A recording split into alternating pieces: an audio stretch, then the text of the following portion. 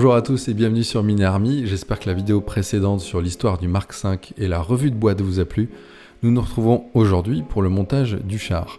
Vous allez apprendre plusieurs astuces, notamment si vous débutez, et vous allez découvrir le niveau de difficulté et la qualité de cette maquette. Très bon visionnage à tous.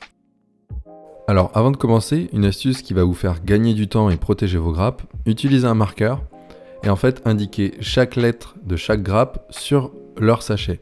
C'est important de garder les sachets parce que ça va vous éviter de manipuler inutilement avec vos mains les différentes parties et donc de les rendre beaucoup plus grasses.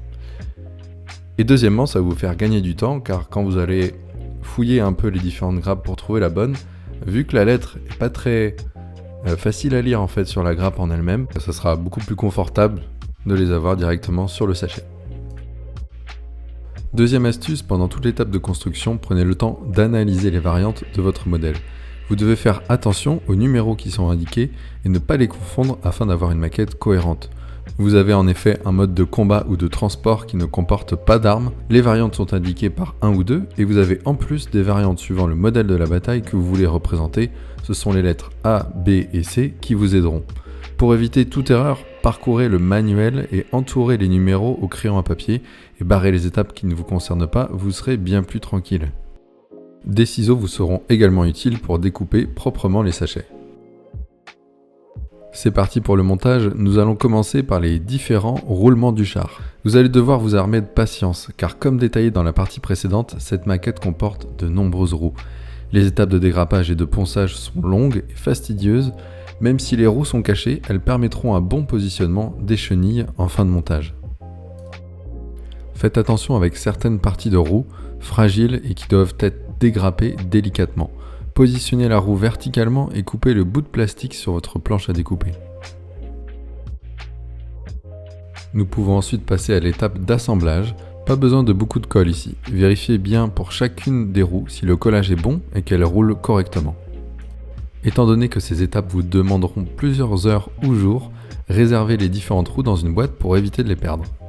Sur ce modèle, il existe certaines parties internes comme la chaîne de traction. Là aussi, faites attention, ces pièces sont assez fragiles à la découpe. Un dégrappage au cutter sera nécessaire, tout comme l'utilisation de différentes limes.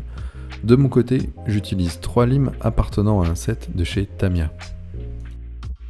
Celles qui sont arrondies sont très utiles pour les rouages, par exemple. Pour la colle, plusieurs méthodes. Vous pouvez en mettre avant ou alors par capillarité. C'est notamment l'avantage de la colle Plastic Magic de chez Deluxe Materials. Vérifiez que vous n'avez pas mis trop de colle et que le mécanisme est fonctionnel. Nous passons à la préparation des côtés du char. Analysez bien les grappes car de nombreux points de moulage sont encore présents. Vous pouvez les plier sur la base pour les enlever ou avec une pince coupante. Limez ensuite le surplus pour être sûr qu'il ne gênera pas lors des étapes suivantes.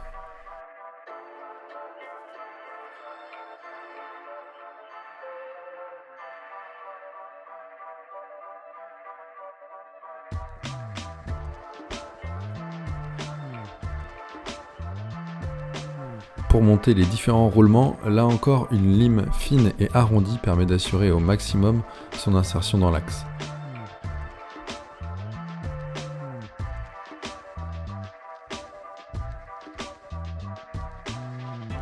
Cette étape est importante et vous devez mettre de la colle seulement lorsque les deux éléments sont en place et de préférence avec le mécanisme fonctionnel.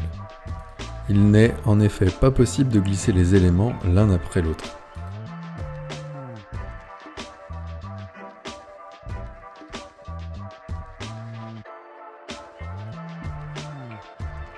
Lors du montage, il se peut que certaines parties, comme les jointures, ne soient pas parfaites et provoquent un espace.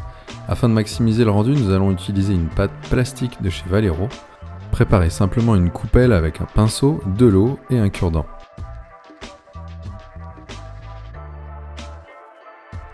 Avec le cure-dent, nous allons déposer la pâte dans les différents espaces.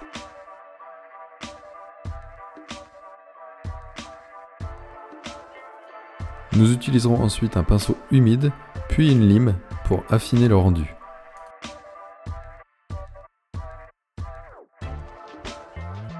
Avant d'assembler les deux parties, vérifiez le positionnement. Les yeux nous trompent souvent et il arrive de passer à côté de certains points de moulage qui peuvent être gênants.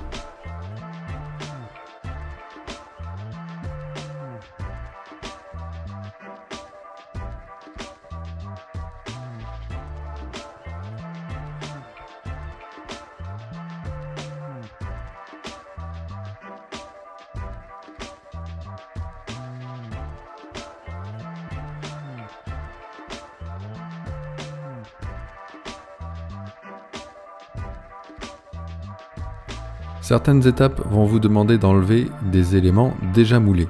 C'est le cas ici pour les ouvertures qui accueilleront les mitrailleuses. Prenez votre temps et utilisez votre cutter.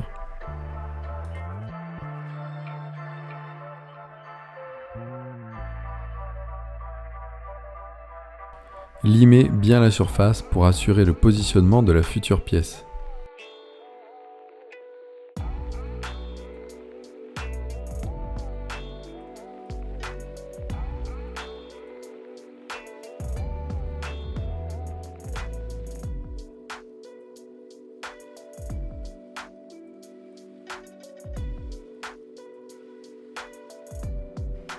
Attention à cette fine pièce ici, car elle est très fragile et peut se casser facilement lors du montage avec la pièce opposée.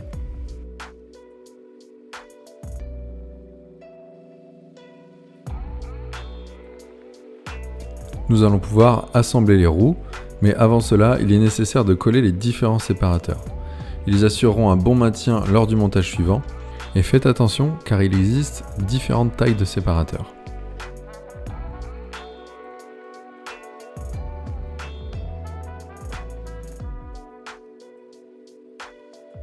Pour les points de moulage métalliques qui peuvent rester lors de la découpe, une lime et un cutter vous seront utiles. Pour coller ces pièces métalliques, nous allons utiliser de la colle 21. C'est une colle cyanoacrylate similaire à de la superglue et spécialement conçue pour le modélisme. Vous pouvez vous aider d'un cure-dent pour déposer la colle avant ou après. Pas besoin non plus de mettre beaucoup de quantité car c'est une colle très puissante.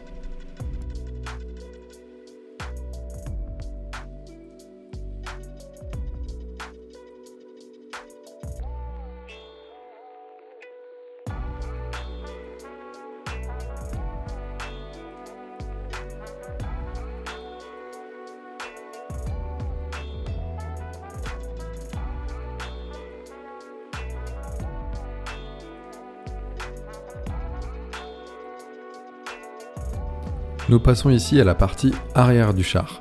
Pas de difficulté particulière, pensez à choisir si vous voulez les portes ouvertes ou fermées, car vous devrez couper les charnières d'une certaine manière.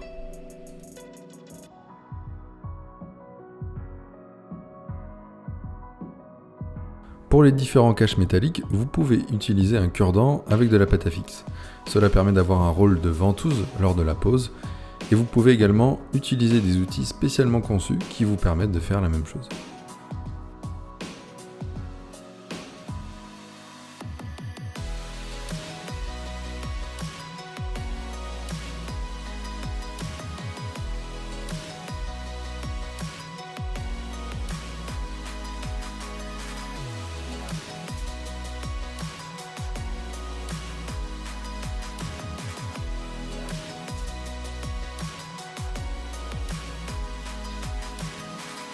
Nous passons ensuite à la partie basse du char, à laquelle nous fixons la partie arrière.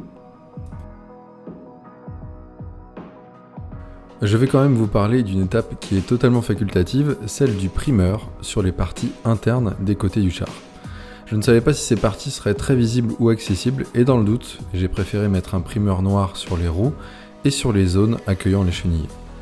Comme déjà évoqué dans la précédente vidéo, ce modèle Mark V femelle de chez Meg ne comprend pas de kit intérieur. Ne vous fatiguez donc pas à peindre les parties internes au char, même si Meg le suggère pourtant dans son manuel.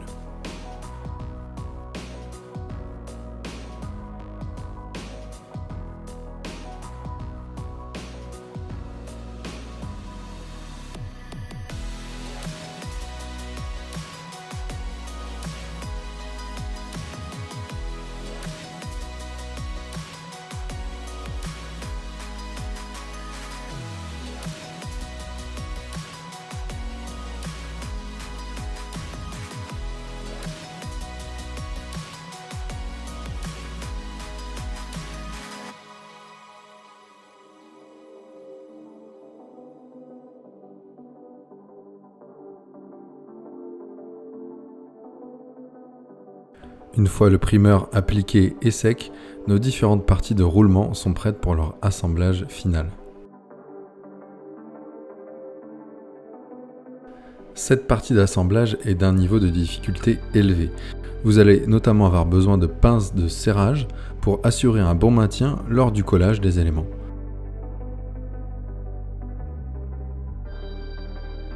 Commencez par vérifier une dernière fois que les deux faces s'emboîtent bien et passez ensuite à l'insertion des roues, souvent insérées par groupe, notamment à cause de leur forme et de leurs emboîtements. Je vous conseille une nouvelle fois de limer l'intérieur de la roue pour facilement l'insérer dans son axe.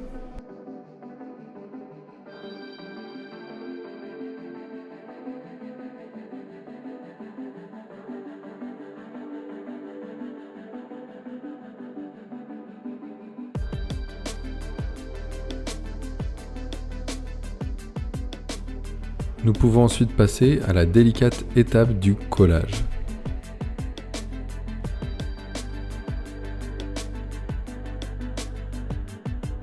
La technique de collage par capillarité sera idéale. Lors du placement des pinces, attention à ne pas abîmer certains éléments extérieurs.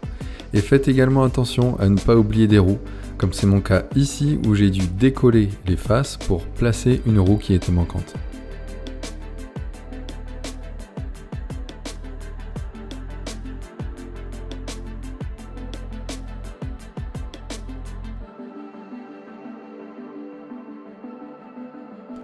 Ce sont notamment ces petits tuyaux fins qui peuvent être abîmés par les pinces.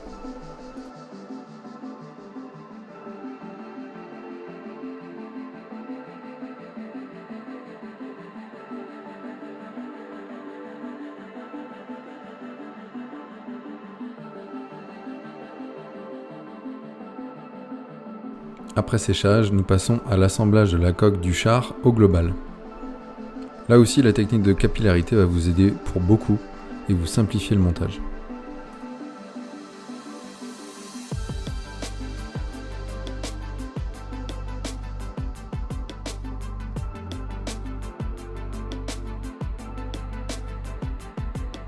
N'hésitez pas à serrer et maintenir le modèle pour assurer une bonne fixation.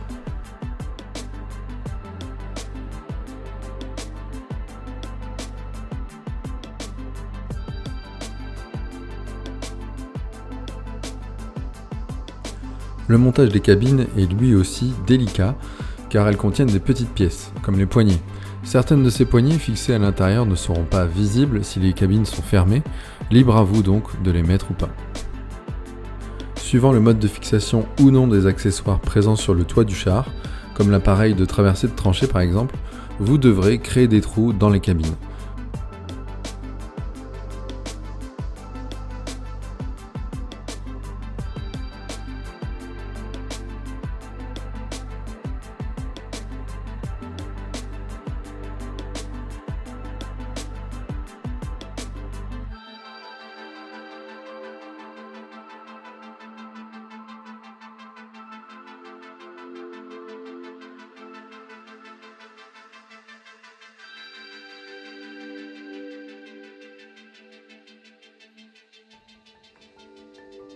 Nous pouvons enfin fixer le toit du char, normalement il s'insère sans souci.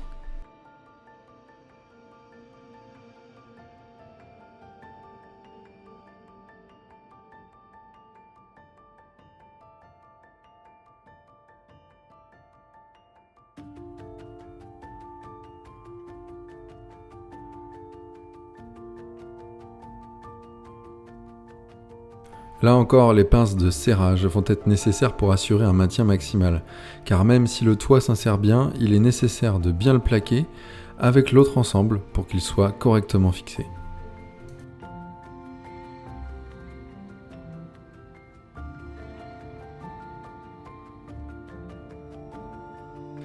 La variante du char que je réalise comporte des mitrailleuses Sponson de chaque côté. Vous pourrez noter le détail des tourelles, notamment côté intérieur du char. Malheureusement, nous ne les verrons pas, donc il n'est pas nécessaire d'y passer trop de temps non plus.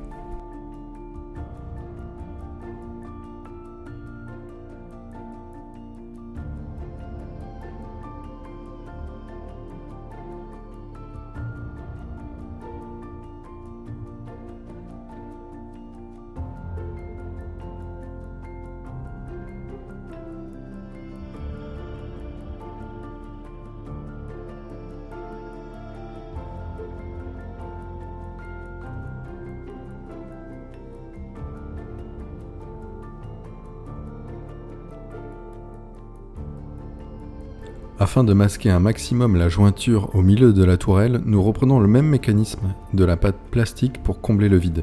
Après séchage, nous limons à grains très fins le surplus de pâte.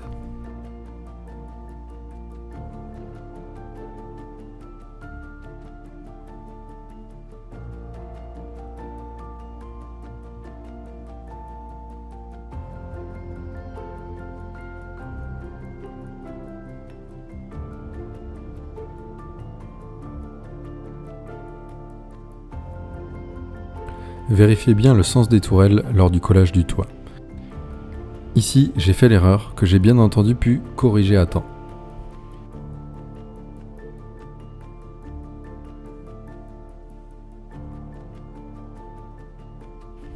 Vérifiez également si les tourelles pivotent après le collage.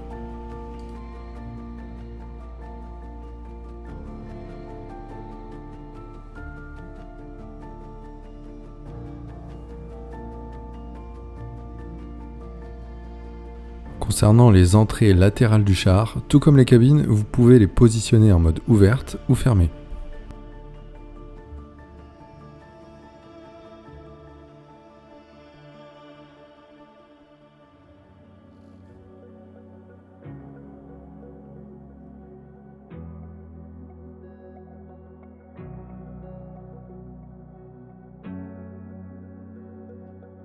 Les blocs Sponson sont désormais terminés et nous pouvons fermer complètement notre char.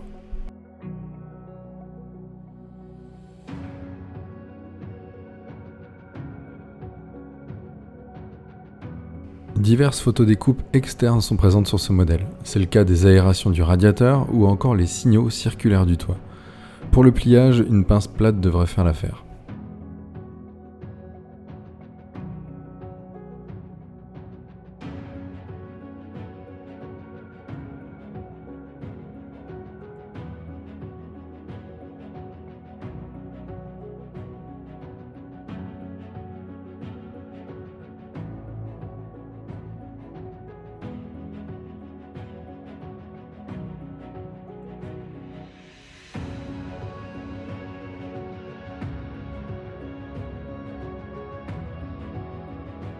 Testez toujours le positionnement et le rendu de vos pièces avant le collage définitif. D'autant plus qu'ici nous utilisons encore une fois la colle 21 qui a un pouvoir de fixation élevé.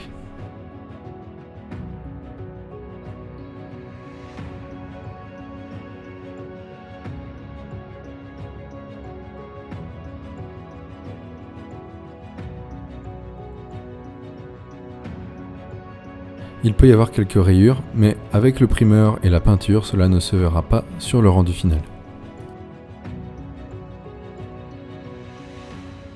Nous arrivons bientôt à la fin du montage du char avec la dernière étape concernant les tuyaux d'aération et les barres de toit. Ces pièces sont flexibles et fragiles, prenez donc le temps de bien les dégrapper et les poncer avec minutie.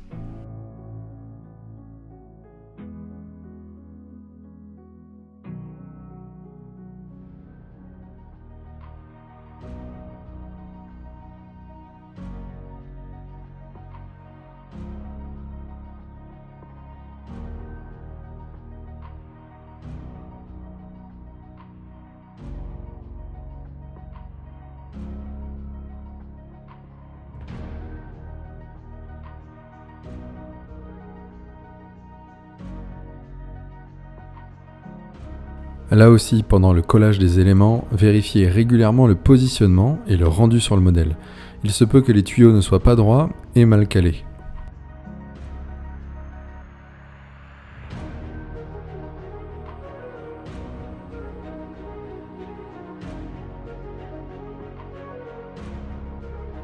Lors du collage d'éléments cylindriques, une pince plate peut permettre d'assurer le bon alignement des pièces.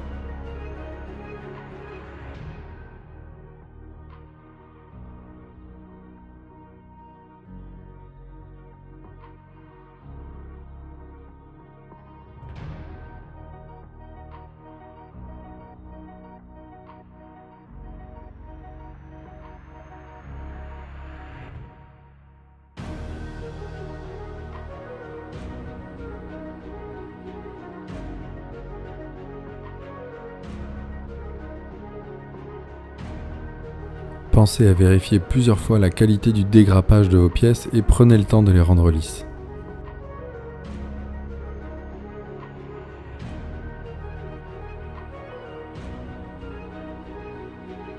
En cas de cavité, nous utilisons une nouvelle fois notre pâte plastique.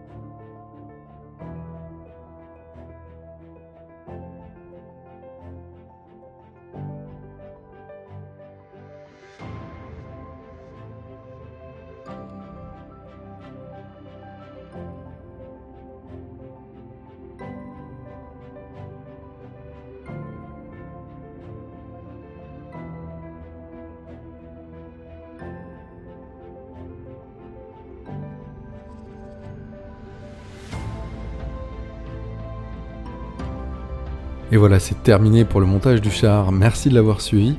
Comme vous avez pu le voir, il y a quelques astuces et difficultés à connaître avant de se lancer dans cette maquette. Mais le résultat final est déjà un vrai plaisir.